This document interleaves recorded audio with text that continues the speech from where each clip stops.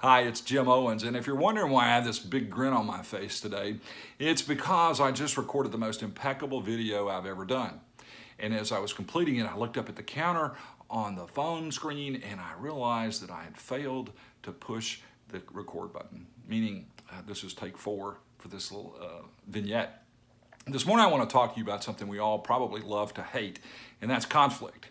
It's conflict that kind of makes us have that warm feeling in our belly, that flushing in our hands, our face, and the sweating of our palms. And most of us don't like conflict. We really try to avoid it. We find ourselves squelching things, or not most of us, but many of us do.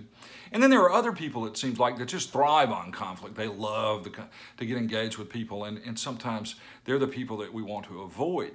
And none of that's healthy, and avoiding it for the sake of peace at all costs really is no peace at all.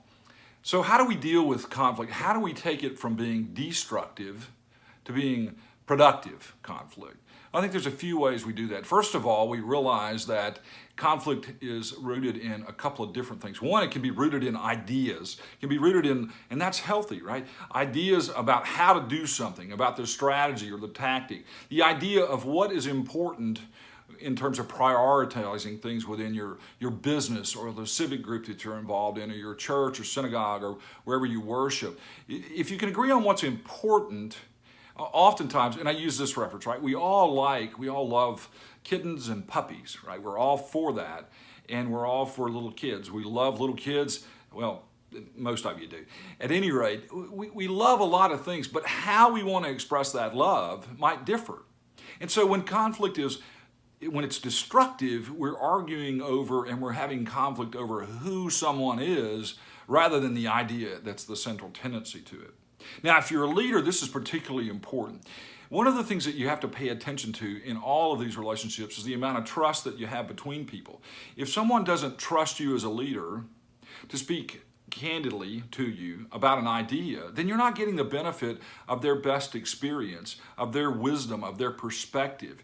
And if you tell them, hey, I want to hear new ideas all the time and I want to hear your perspective, but you never listen to what anyone else ever says, you really never act on it, well, that's affecting your credibility, which is something we talk about in my leadership book, in the credibility of a leader. So what do? Well, first of all, you try and take behavioral style out of the issue. Secondly, you sit down with the person sometimes that you're having conflict with, when you find yourself trying to avoid that person or mistrusting that person even more. You sit down with him and say, maybe I'm a little confused. Maybe you can help me understand. And you could say, I think we had a miscommunication about an idea. I think we had a misunderstanding about a strategy or a tactic, rather than say, I think you were wrong. Because that's a very personal, and this seems very simple, but in the heat of the moment, when we're fatigued, when we're stressed out, when we're worried about a project deadline, sometimes those things come out of us. And they certainly come out of us even if they're not spoken. They come out as unspoken attitudes. And if you're leading an organization and you find that you're not getting that kind of feedback because people have just simply stopped telling the emperor he has no clothes, you're in a very dangerous situation. At best, people will simply disengage with what it is you're trying to accomplish. At best, if you're a salesperson that you're trying to build a relationship, they'll simply withdraw. At worst, they'll say bad things about you, or they'll try to be destructive about the things that you're trying to accomplish. They'll try to sabotage you. So I think that it's important for us to deal honestly and openly with those emotions that we have from time to time. I know in my own experience, there have been times when I've had to sit down with people and say, hey, I'm getting a really weird vibe from you and I don't really understand it. And more often than not, it's resulted in a better relationship.